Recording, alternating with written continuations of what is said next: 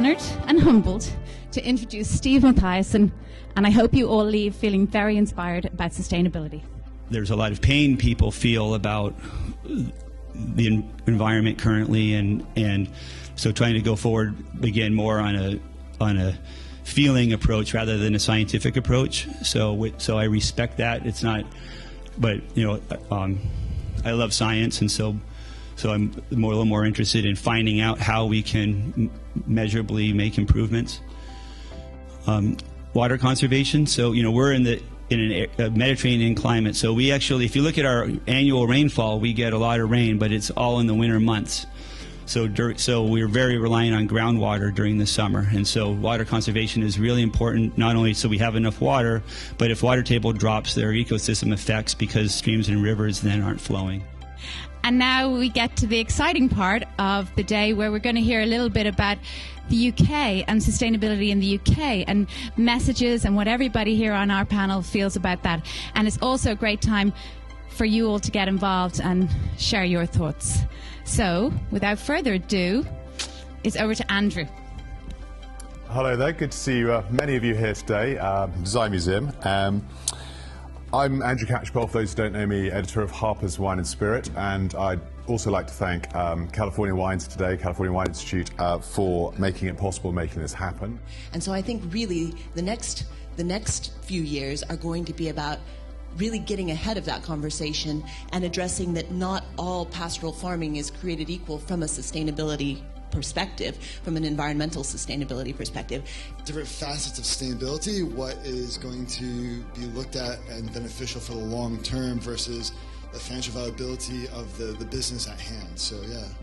Is currently so cheap and we're paying the prices that we're paying is because we're not thinking of certain aspects that will become relevant, not even just in future generations, but for current generation. I know that we, like coffee, has a lot to teach us about how to communicate sustainable practices, because it's become part of good coffee was it grown sustainably. I mean, it's just sort of almost, like at least in California, that's a given, that if it's going to be good coffee, it's fair trade and it's hopefully organic.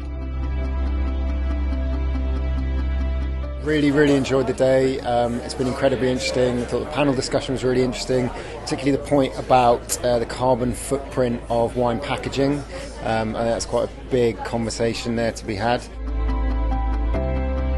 I was fascinated by today because I think it brought together those fundamental conversations that we're really, as a society, at a tipping point where we can't ignore sustainability. It's something Janina said about how making sustainability the default, that it shouldn't be the sort of the green labeled thing that you buy as an extra special thing in a supermarket, that this is fundamental to how these agricultural industries work.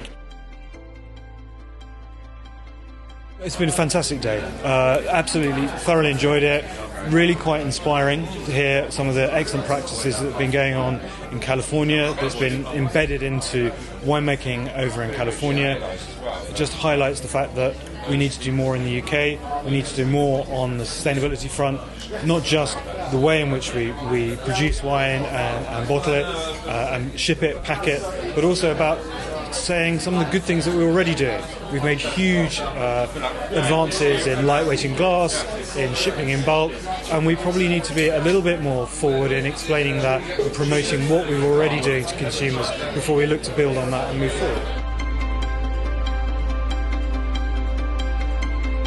First of all, I'm glad that California Wine Institute, brought this to the forefront, because I think it's something that we have to talk about. There's a lot of education involved in terms of, how do you communicate the sustainability measure to the end consumer, and as a supplier, got to look at ways in terms of, well, how do we possibly look at alternative ways in terms of packaging or shipping to not only help the environment but maybe sell more wine at the end of the day.